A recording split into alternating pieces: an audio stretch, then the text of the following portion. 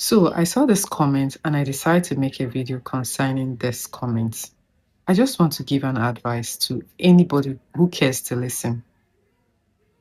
Before you say I do to a man or to a woman, please think beyond yourself. Think beyond you. Because there's a difference between when you're saying yes to a relationship, boyfriend and girlfriend, and when you're actually entering a marriage. And that marriage, you know for certain that it's going to yield children. Please think beyond yourselves. Think beyond yourself. Think of the children you're going to have. In fact, your children should be more important to you than yourselves in that marriage. Yes, you need a man who loves you, but that's not enough. Love is not enough when it comes to marriage. You need a good parent for your child. You need to weigh all odds before saying I do to a man or to a woman. This comment got me thinking. She's very harsh. She's very insensitive. Yes, it is. But sometimes people's insensitivity can actually make you learn one or two. Sometimes love can fail you. I'm not saying all the time, but sometimes it can. I want to give you an instance. So there is a lady on TikTok that comes online to cry most of the time in most of her videos. Why? Because she's SS. Now that lady continues to blame her parents. She blames her parents for knowing that they are AS, both AS, and they still decide to get married. Her brother is late, her younger brother, and he died of the same disease because he was SS. She continues to blame her parents till date because, according to her, you know that you are AS and your wife is AS and you still went ahead to marry her. She continues to blame her parents because she felt they didn't make the right decision. They didn't think of them while they were making that decision to marry each other. Now, they are the ones that have to bear the consequences of their parents' decision. When I read this comment, I see the same thing because whenever I see these comments on Mrs. Nkubi's page or her post, I feel very bad for that innocent child. The parents decide to fall in love. They decide to get married. How is that her fault? How is that her fault that God decided to make her the way she is? How is that her fault? How is that her fault? So sometimes when we make some certain decisions, the people who end up suffering for that decision we make, it's not us, the parents, it's the children. It's the children. I read a post on Instagram and a lady was saying that her husband is too ugly to the point that she was thinking. In fact, she made an attempt to go get pregnant by another man. Did you not know that your husband was very ugly when you said I do?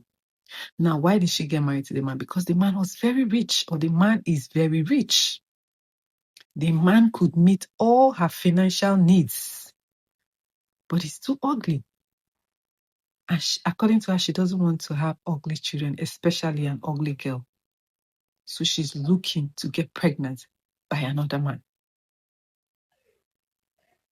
Now tell me that in the future, that child later finds out that this is not my father. Haven't you destroyed the child's life?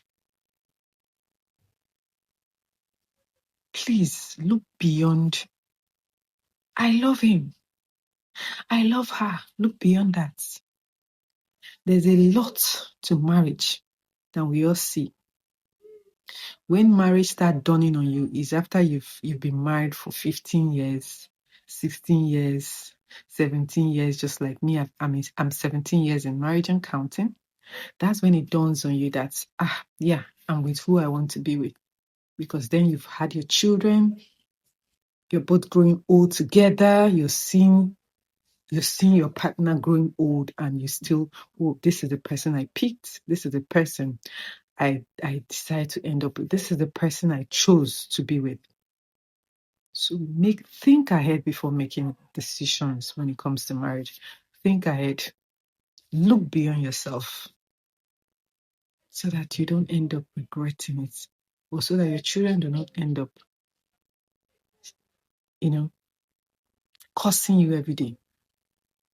I'm not justifying what this lady said. I'm not justifying her comment. I'm just using it as an advice. Before you get married, please weigh your options. Love is not enough. There's more to raising families than just I love you. There's a lot. Love sustains too, yeah.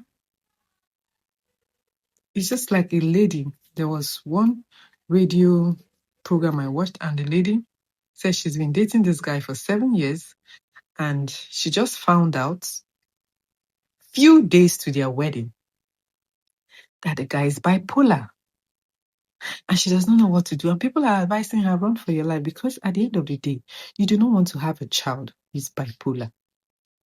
So it's not about you. You might be able to survive it. You might be able to actually handle things. But what if the gene rubs up on your child? You just brought a child into this world to come and suffer, and you think that child is going to forgive you? Especially knowing that you knew, or you decide to put yourself in there. Now, this might not be fair to the guy who is bipolar, because I'm not trying to stigmatize. But weigh your options. If it's something you can actually handle, you've looked and you've watched, you've studied, you've come to a conclusion that I can handle it emotionally, otherwise I can handle it, then you go ahead and do so.